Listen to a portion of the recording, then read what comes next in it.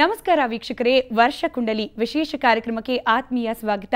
ಕಾರ್ಯಕ್ರಮ ಪ್ರಾರಂಭ ಮಾಡೋಕ್ಕೂ ಮುಂಚೆ ಸುವರ್ಣ ವಾಹಿನಿಯ ಸಮಸ್ತ ವೀಕ್ಷಕರಿಗೂ ಸುವರ್ಣ ಪರಿವಾರದ ಪರವಾಗಿ ಹೊಸ ವರ್ಷದ ಹಾರ್ದಿಕ ಶುಭಾಶಯಗಳು. ವೀಕ್ಷಕರೇ, ಒಂದು ವರ್ಷ ಕಳೆದು ಮತ್ತೊಂದು ಹೊಸ ವರ್ಷ ಪ್ರಾರಂಭ ಆಗ್ತಿದೆ ಅಂದ್ರೆ ಆ ವರ್ಷದಲ್ಲಿ ಯಾವೆಲ್ಲ ರೀತಿಯ ಬೆಳವಣಿಗೆಗಳು ಬದಲಾವಣೆಗಳು ಆಗುತ್ತೆ ಅನ್ನೋದನ್ನ ತಿಳ್ಕೊಳ್ಳೋ ಕುತೂಹಲ ಸರ್ವೇ ಸಾಮಾನ್ಯವಾಗಿ ನಮ್ಮೆಲ್ಲರಲ್ಲೂ ಕೂಡ ಮನೆ ಮಾಡೋದು. ಅಂಥದ್ರಲ್ಲೂ ವಸುದೈವ ಕುಟುಂಬಕಂ ಅನ್ನೋ ಮಾತನ್ನ ನಾವೆಲ್ಲರೂ ಕೂಡ ನಂಬಿರ್ತಕ್ಕಂಥದ್ದು. ಅಂದ್ರೆ ಇಡೀ ವಿಶ್ವವೇ ಒಂದು ಕುಟುಂಬ ಅನ್ನೋದನ್ನ ನಾವು ನಂಬಿರೋದು. ವಿಶ್ವದಲ್ಲಿ ಆಗುವ ಬದಲಾವಣೆಗಳು ನಮ್ಮ ಜೀವನದ ಮೇಲೆ ನೇರವಾಗಿ ಪರಿಣಾಮವನ್ನ ಕೂಡ ಬೀರ್ತಕ್ಕಂಥದ್ದು. ಅದರಲ್ಲೂ ವಿಶೇಷವಾಗಿ ಜ್ಯೋತಿಷ್ಯ ಶಾಸ್ತ್ರವನ್ನ ಕಣ್ಣುಗಳು ಅಂತ ಹೇಳಿ ಕರೆಯೋದು. ಅಂದ್ರೆ ಮುಂದೆ ಆಗುವುದನ್ನ ಸೂಚಿಸುವ, ಮುಂದೆ ಆಗುವುದನ್ನ ತೋರ್ಪಡಿಸುವ ಕಣ್ಣುಗಳು ಅಂತ ಹೇಳಿ ಕೂಡ ಕರೆಯೋದು. ಹಾಗಾಗಿ ಈ 2015ನೇ ವರ್ಷದಲ್ಲಿ ಯಾವೆಲ್ಲ ರೀತಿಯ ಬದಲಾವಣೆಗಳು ಬೆಳವಣಿಗೆಗಳು ಆಗುತ್ತೆ ಇಡೀ ವಿಶ್ವದಲ್ಲಿ, ಅದು ನಿಮ್ಮ ಜೀವನದ ಮೇಲೆ ಯಾವ ರೀತಿ ಪರಿಣಾಮವನ್ನ ಬೀರುತ್ತೆ ಅನ್ನೋದನ್ನ ತೋರ್ಪಡಿಸುವ ಒಂದು ಪುಟ್ಟ ಪ್ರಯತ್ನವೇ ಈ ವಿಶೇಷ ಕಾರ್ಯಕ್ರಮ ವರ್ಷ ಕುಂಡಲಿ. ಈ ಕಾರ್ಯಕ್ರಮದಲ್ಲಿ ಭಾಗವಹಿಸಲಿಕ್ಕೆ 4 ಜನ ಜ್ಯೋತಿಷಿಗಳು ಇರ್ತಾರೆ. ಮೊದಲನೆಯದಾಗಿ ಖ್ಯಾತ ಜ್ಯೋತಿಷಿಗಳಾದ ದೈವಜ್ಞ ಹರೀಶ್ ಕಶ್ಯಪ್ ಅವರು ಕಾರ್ಯಕ್ರಮದಲ್ಲಿ ಪಾಲ್ಗೊಳ್ತಾ ಇದ್ದಾರೆ. ಗುರುಜಿ, ಆತ್ಮೀಯ ಸ್ವಾಗತ ಕಾರ್ಯಕ್ರಮಕ್ಕೆ ತಮಗೆ. ನಮಸ್ಕಾರ. ಇನ್ನು ಈ ವರ್ಷದಲ್ಲಿ ನಡೆಯುವ ಅನೇಕ ವಿದ್ಯಮಾನಗಳ ಬಗ್ಗೆ ಮಾಹಿತಿಯನ್ನ ತಿಳಿಸ್ಕೊಡ್ಲಿಕ್ಕೆ ನಮ್ಮ ಜೊತೆ ಮತ್ತೊಬ್ಬ ಖ್ಯಾತ ಜ್ಯೋತಿಷಿಗಳಿರೋದು ಡಾಕ್ಟರ್ ಬಸವರಾಜ್ ಗುರುಜಿ ಅವರು. ಗುರುಜಿ, ತಮಗೂ ಕೂಡ ಕಾರ್ಯಕ್ರಮಕ್ಕೆ ಆತ್ಮೀಯ ಸ್ವಾಗತ. ಇನ್ನು ಈ ವರ್ಷ ನಡೆಯತಕ್ಕಂತ ಅನೇಕ ಆಗು ಹೋಗುಗಳ ಬಗ್ಗೆ ಮುನ್ನುಡಿಯನ್ನ ತಿಳಿಸ್ಕೊಡ್ಲಿಕ್ಕೆ ಮತ್ತೊಬ್ಬ ಖ್ಯಾತ ಜ್ಯೋತಿಷಿ ನಮ್ಮ ಜೊತೆ ಉಪಸ್ಥಿತರಿರ್ತಾರೆ. ಅವರೇ ಡಾಕ್ಟರ್ ಅರುಳಾಳನ್. ಬನ್ನಿ, ಅವರನ್ನ ಕೂಡ ಕಾರ್ಯಕ್ರಮಕ್ಕೆ ಸ್ವಾಗತ ಮಾಡೋಣ. ಗುರುಜಿ, ಕಾರ್ಯಕ್ರಮಕ್ಕೆ ನಮಸ್ಕಾರ. ಮತ್ತೊಬ್ಬ ಖ್ಯಾತ ಜ್ಯೋತಿಷಿ ನಮ್ಮ ಜೊತೆ ಉಪಸ್ಥಿತರಿರೋದು ಅದೇ ಗುರುಮೂರ್ತಿ ಅವರು. ಗುರುಜಿ, ತಮಗೂ ಕೂಡ ಕಾರ್ಯಕ್ರಮಕ್ಕೆ ಸ್ವಾಗತ. ವೀಕ್ಷಕರೇ, ಹೊಸದೊಂದು ವರ್ಷ ಪ್ರಾರಂಭ ಆಗ್ತಿದೆ ಅಂದ್ರೆ ಈ ಇಡೀ ವರ್ಷ ಯಾವ ರೀತಿ ಇರುತ್ತೆ, ಪ್ರತಿಯೊಂದು ತಿಂಗಳಲ್ಲೂ ಕೂಡ ಯಾವೆಲ್ಲ ರೀತಿಯ ವಿದ್ಯಮಾನಗಳು ಆಗುತ್ತೆ, ಅದರಿಂದ ನಮ್ಮ ಜೀವನದ ಮೇಲೆ ಯಾವ ರೀತಿ ಪ್ರಭಾವ ಬೀರುತ್ತೆ ಅನ್ನೋದನ್ನ ತಿಳ್ಕೊಳ್ಳೋ ಕುತೂಹಲ ಎಲ್ಲರಲ್ಲೂ ಕೂಡ ಸರ್ವೇ ಸಾಮಾನ್ಯವಾಗಿ ಇದ್ದೇ ಇರುತ್ತೆ. ಹಾಗಾಗಿ ಈ ಇಡೀ ವರ್ಷ ಅಂದ್ರೆ ಜನವರಿಯಿಂದ ಡಿಸೆಂಬರ್ವರೆಗೂ 2015ನೇ ಇಸ್ವಿ ಯಾವ ರೀತಿ ಇರುತ್ತೆ ಅನ್ನೋ ಪ್ರಶ್ನೆಯನ್ನ 4 ಜನ ಜ್ಯೋತಿಷಿಗಳಿಂದ ಕೇಳಿ ತಿಳ್ಕೊಳ್ಳೋಣ. ಮೊದಲನೇದಾಗಿ ಕಶ್ಯಪ್ ಗುರುಜಿ ಅವರೇ, ಡಿಸೆಂಬರ್ ಅಂದ್ರೆ ಜನವರಿಯಿಂದ ಡಿಸೆಂಬರ್ವರೆಗೂ ಒಂದು ಇಡೀ ವರ್ಷ ಯಾವ ರೀತಿ ಇರುತ್ತೆ ಅನ್ನೋ ಕುತೂಹಲ ಎಲ್ಲರಲ್ಲೂ ಕೂಡ ಇರೋದು. ನಿಮ್ಮ ಪ್ರಕಾರ ಹೇಗಿರುತ್ತೆ ಈ ವರ್ಷ? ಆಚಾರ್ಯ ಪವನೋಸ್ಮಾಕಂ ಆಚಾರ್ಯಾಣಿ ಚ ಭಾರತಿ ದೇವೋ ನಾರಾಯಣ ಶ್ರೀಶಃ ದೈವಿ ಮಂಗಲ ದೇವತಾ ಶ್ರೀ ಗುರುಭ್ಯೋ ನಮಃ. ಸಾಮಾನ್ಯವಾಗಿ ಹೊಸ ವರ್ಷ ಅಂತಂದರೆ ನಮಗೆ ಸಂಕ್ರಾಂತಿಯೂ ಹೌದು, ಯುಗಾದಿಯೂ ಹೌದು. ಆದರೆ ಸಂಕ್ರಾಂತಿ ಮತ್ತು ಯುಗಾದಿಯನ್ನು ಪೂರ್ವಭಾವಿಯಾಗಿ ಹೊತ್ತುಕೊಂಡು ಬರ್ತಕ್ಕಂಥದ್ದು ಆಂಗ್ಲ ಹೊಸ ವರ್ಷ, ಜನವರಿ 1. ಹಾಗಾಗಿ ಸಮಸ್ತ ವಾಹಿನಿಯ ಸುವರ್ಣ ವಾಹಿನಿಯ ವೀಕ್ಷಕರಿಗೂ ಮತ್ತು ಸಮಸ್ತ ಜನತೆಗೂ ಹೊಸ ವರ್ಷದ ಶುಭಾಶಯಗಳನ್ನು ಹೇಳ್ತಾ, ಕೆಲವೊಂದು ಶುಭಾಶುಭ ಫಲಗಳು ಏನಿದೆ ಅಂತಂತ ನಾವು ಹೇಳಬೇಕು ಅಂತಂದರೆ, 1ನೇ ತಾರೀಕು ಗುರುವಾರ ಬಿದ್ದು, ಗುರುವಾರದಂದು ಕೃತಿಕಾ ನಕ್ಷತ್ರದ ಲಗ್ನದಲ್ಲಿ ರವಿಯ ಲಗ್ನದಲ್ಲಿ 1ನೇ ತಾರೀಕು ಶುರು ಆಗ್ತಾ ಇರುವುದು ಬಹಳ ಅನೇಕ ವಿಶೇಷತೆಗಳನ್ನು ಮತ್ತು ಅನೇಕ 100 ವರ್ಷಗಳಲ್ಲಿ ಕೃತ್ತಿಕಾ ರವಿಯ ಯೋಗವು ಪ್ರಾಪ್ತವಾಗುತ್ತೆ. ಆ ಕೃತ್ತಿಕಾ ರವಿಯ ಯೋಗವು ಏನು ಅಂತಂತಂದರೆ, ವಿಶೇಷ ಏನು ಅಂತಂದರೆ, ಯುಗಾದಿಯ ಲಕ್ಷಣಕ್ಕೆ ಹೋಗಿ ನೋಡಿದಾಗಲೂ ಕೂಡ ರವಿಯು ಪ್ರಧಾನ ದೇವತೆಯಾಗಿದ್ದಾನೆ. 1ನೇ ತಾರೀಕು ಜನವರಿಯನ್ನು ನೋಡಿದಾಗ ಕೂಡ ರವಿಯು ಪ್ರಧಾನ ದೇವತೆಯಾಗಿದ್ದಾನೆ. ಹಾಗಾಗಿ ರಾಜರು ಅಂತಂದರೆ ಇಂದಿನ ಕಾಲದಲ್ಲಿರ್ತಕ್ಕಂತಹ ಸರ್ಕಾರಗಳು ಮತ್ತು ಮಂತ್ರಿಗಳು, ಇಂಥವರಿಗೆ ಅನೇಕ ವರ್ಚಸ್ವಿ ಯೋಗಗಳನ್ನು ಈ 2015 ತಂದುಕೊಡೋದರಲ್ಲಿ ಸಂಶಯ ಇರೋದಿಲ್ಲ. ಇನ್ನು ರವಿಯ ಕಾರಕತ್ವವು ಮುಖ್ಯವಾಗಿ ರಾಜರಿಗೂ ಆಡಳಿತ ವರ್ಗಕ್ಕೂ ಮತ್ತು ದೇವಸ್ಥಾನ ದೇವಾಲಯಗಳಿಗೂ ಅದಕ್ಕೆ ಸಂಬಂಧಪಟ್ಟಿರ್ತಕ್ಕಂಥ ಜನರಿಗೂ ಮುಖ್ಯವಾಗಿ ಪ್ರಭಾವಿಸುವುದರಿಂದ ಸಾಮಾನ್ಯವಾಗಿ ಹೇಳಬೇಕು ಅಂತಂತಂದರೆ, ಜನವರಿಯಿಂದ ಶುಭ ಕರ್ಮಗಳಲ್ಲಿ ಜನರು, ವಿಶೇಷವಾಗಿ ರಾಜರು ಹೆಚ್ಚು ಆಸಕ್ತಿಯನ್ನು ಹೊಂದಿರುತ್ತಾರೆ. ಪಾಪ ಭೀತಿಯಿಂದ ದೂರ ಆಗಲಿಕ್ಕೋಸ್ಕರ ಏನು ಮಾಡಬಹುದೋ ಜೀವನದಲ್ಲಿ ಅದಕ್ಕೆ ಪ್ರೇರಣೆಯು ಹೆಚ್ಚು ಬರುತ್ತೆ ಅಂತಂತ ಈ ಒಂದು ಲಗ್ನದ ಪ್ರಭಾವದಿಂದ ಹೇಳಕ್ಕೆ. ಓಕೆ, ಇನ್ನು ಸಾಮಾನ್ಯವಾಗಿ ಬಸವರಾಜ್ ಗುರುಜಿ ಅವರೇ, ಸಂಖ್ಯೆಗಳ ಬಗ್ಗೆ ಇತ್ತೀಚೆಗೆ ಗಮನವನ್ನು ಜಾಸ್ತಿ ಹರಿಸ್ತಾ ಇರೋದು ಜನರು. 2014ರಲ್ಲೂ ಅಷ್ಟೇ ಸಂಖ್ಯೆಗಳ ಆಧಾರದ ಮೇಲೆ ಯಾವ ರೀತಿ ಇರುತ್ತೆ ವರ್ಷ, ಇಡೀ ವರ್ಷ ಅನ್ನೋದ್ರ ಲೆಕ್ಕಾಚಾರ ಕೂಡ ನಡೆದಿತ್ತು.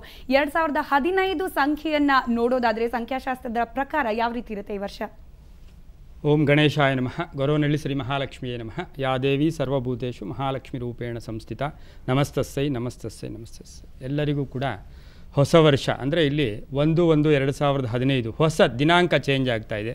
ಅದರ ಪ್ರಯುಕ್ತ ಹಾಗೂ ಮುಂದೆ ಬರ್ತಾ ಇರತಕ್ಕಂತಹ ಮನ್ಮಥ ನಾಮ ಸಂವತ್ಸರದ ಅದರ ಒಂದು ವಿಶೇಷತೆಯನ್ನು ಒಳಗೊಂಡಿರ್ತಕ್ಕಂಥ ವರ್ಷ ಎರಡನ್ನೂ ಸೇರಿಸಿ 1/1/15 ಹಾಗೂ ಮನ್ಮಥ ನಾಮ ಸಂವತ್ಸರ ಎಲ್ಲರಿಗೂ ಶುಭವನ್ನು ತರಲಿ ಅಂತ ಆಶಿಸ್ತಾ, ಬಹಳ ಮುಖ್ಯವಾಗಿ ಏನು ಅಂತ ಹೇಳಿದ್ರೆ, ಮನುಷ್ಯನ ಜೀವನದಲ್ಲಿ ಜನನದಿಂದ ಮರಣದ ತನಕ ಎಲ್ಲೋ ಒಂದು ಕಡೆ ತನ್ನ ಜೀವನ ಗ್ರಹಗಳ ಅಧೀನದಲ್ಲಿರುತ್ತೆ. ಆ ಗ್ರಹಗಳು ದೇವರ ಅಧೀನದಲ್ಲಿರುತ್ತೆ ಅಂತ ಹೇಳುತ್ತೆ. ಈ ಗ್ರಹಗಳು ದೇವರು ಎರಡನ್ನೂ ಕೂಡ ನಾವು ಗುರುತಿಸಬೇಕು ಅಂತ ಹೇಳಿದ್ರೆ ಅವಕ್ಕೂ ಮೂಲ ರೂಪವಾಗಿ ಸಂಖ್ಯೆಗಳನ್ನು ನಾವು ಆಧಾರವಾಗಿ ಇಟ್ಕೋತೀವಿ. 1ರಿಂದ 9 ಅಂತ ಕರೀತಕ್ಕಂಥದ್ದು 1ರಿಂದ 9ರ ಗ್ರಹಗಳಿಗೆ ಸಾಂಕೇತಿಕವಾಗಿ ಇಟ್ಕೊಳ್ತೀವಿ. ಈಗ ಈ ಬರ್ತಾ ಇರತಕ್ಕಂಥ 1/1/2015 ಅಂಥೇಳಿ ನಾವು ಗಮನಿಸೋಕೆ ಹೋದಾಗ ಮನುಷ್ಯನ ಜೀವನದಲ್ಲಿ ಸಾಕಷ್ಟು ವರ್ಷಗಳು ಬರ್ತಾನೆ ಇರುತ್ತೆ. ನಾವು ಹೇಳ್ತೀವಿ ಹೊಸ ಯುಗಾದಿಯ ಹಬ್ಬ ವಿಶೇಷದಲ್ಲೂ ಹೇಳ್ತಾ ಇರ್ತೀವಿ, ಹೊಸ ವರ್ಷ ಹೊಸತನ ಬರ್ತಾ ಇರುತ್ತೆ ಅಂತ.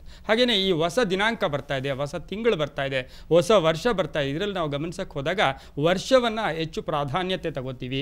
ಆ ವರ್ಷದಲ್ಲಿ 2015 ಅಂತೇಳಿ ಏನು ಕರಿತೀವಿ ಅದನ್ನು ಟೋಟಲ್ ಮಾಡಿದಾಗ 8 ಬರ್ತಾ ಇದೆ. 8 ಅಂತ ಹೇಳಿದ್ರೆ ಶನಿಯ ಪ್ರತೀಕವಾದ ಸಂಖ್ಯೆ. ಜೊತೆಗೆ ಮುಂದೆ ನಾವು ಪಂಚಾಂಗವನ್ನು ನೋಡೋಕೆ ಹೋದಾಗಲೂ ಸಹ ಶನಿಯೇ ಈ ಸಾರಿ ರಾಜನಾಗಿ ಕೂಡ ಬರ್ತಾ ಇರೋದ್ರಿಂದ ಇದರ ಪ್ರಭಾವ ಏನು ಅಂತ ಹೇಳಿದ್ರೆ ಪ್ರಕೃತಿಯ ಮೇಲೆ, ಜನಗಳ ಮೇಲೆ, ವಾತಾವರಣದ ಮೇಲೆ, ಆಡಳಿತ ವರ್ಗದ ಮೇಲೆ, ನಾವು ದಿನನಿತ್ಯ ಬಳಸ್ತಕ್ಕಂಥ ವಸ್ತುಗಳ ಮೇಲೆ, ಮನಸ್ಸಿನ ಮೇಲೆ, ಎಲ್ಲದರ ಮೇಲೂ ಕೂಡ ಸಾಕಷ್ಟು ಒಳ್ಳೆಯ ಪರಿಣಾಮಗಳು ಹಾಗೂ ಕೆಟ್ಟ ಪರಿಣಾಮಗಳನ್ನು 2015ರಲ್ಲಿ ಬಾಂಧವ್ಯದ ಜೊತೆ ಬೇರೆ ದೇಶದ ಬಾಂಧವ್ಯಗಳಾಗ್ಬೋದು ಸಾಕಷ್ಟು ಪ್ರಭಾವಗಳನ್ನು ಈ 8 ಶನಿ ಅಂತಕ್ಕಂತಹ ಗ್ರಹ ಅದು ಆಗೋ ಸಾಧ್ಯತೆಗಳು ಮುಂದೆ ನಾವು ಇದನ್ನು ಗಮನಿಸಬಹುದು. ಸರಿ, ಇನ್ನು ಅರಳಾಲ್ ಗುರುಜಿಯವರೇ, ನಾನು ಆಗಲೇ ಹೇಳಿದಾಗೆ ಇಡೀ ಪ್ರಪಂಚವನ್ನು ಒಂದು ಕುಟುಂಬ ಅಂತ ಹೇಳಿ ನಂಬಿದವರು ನಾವು. ಹಾಗಾಗಿ ಎಲ್ಲೋ ಒಂದು ಮೂಲೆಯಲ್ಲಾಗೋ ಬದಲಾವಣೆ ಕೂಡ ನಮ್ಮ ಜೀವನದ ಮೇಲೆ ಪರಿಣಾಮವನ್ನು ಬೀರೋದು. ಆ ದೃಷ್ಟಿಯಲ್ಲಿ ನೋಡೋದಾದರೆ ನಮ್ಮ ದೇಶದಲ್ಲಿ ಈ ಒಂದು 2015ನೇ ಇಸ್ವಿಯಲ್ಲಿ ಏನೆಲ್ಲ ಬದಲಾವಣೆಗಳನ್ನು ಅಥವಾ ಹೊಸತನವನ್ನು ನಾವು ನಿರೀಕ್ಷಿಸಬಹುದು? ಗುರುಭ್ಯೋ ನಮಃ. ಖಂಡಿತಮ್ಮ, ಈಗ ನಾವು ಸಂಕ್ರಾಂತಿ, ಉಗಾದಿ ಇದಕ್ಕೆಲ್ಲ ಹೊಸ ವರ್ಷಕ್ಕೆ ಯಾವ ರೀತಿ ಇರುತ್ತೆ ಅಂತ ಜನಗಳಿಗೆ ಹೇಳ್ತೀವಿ. ಆದರೆ ಇಲ್ಲಿ ಆಂಗ್ಲೇಯರು ಅಂದರೆ 300 ವರ್ಷಗಳ 400 ವರ್ಷಗಳ ಹಿಂದೆ ಅವರು ಬಂದು ದಾಳಿ ಮಾಡಿದ ನಂತರ ಹಲವಾರು ಸಿಸ್ಟಮ್ಗಳೆಲ್ಲ ಬದಲಾಗಿದೆ. ಕೆಲವೆಲ್ಲ ಒಳ್ಳೆಯದನ್ನು ನಾವು ತೊಗೊಂಡಿದ್ದೀವಿ, ಕೆಲವೆಲ್ಲ ಬೇಡದೇ ಇರೋದು ಇದೆ, ಅದನ್ನು ವಿಚಾರ ಬೇಕಿಲ್ಲ.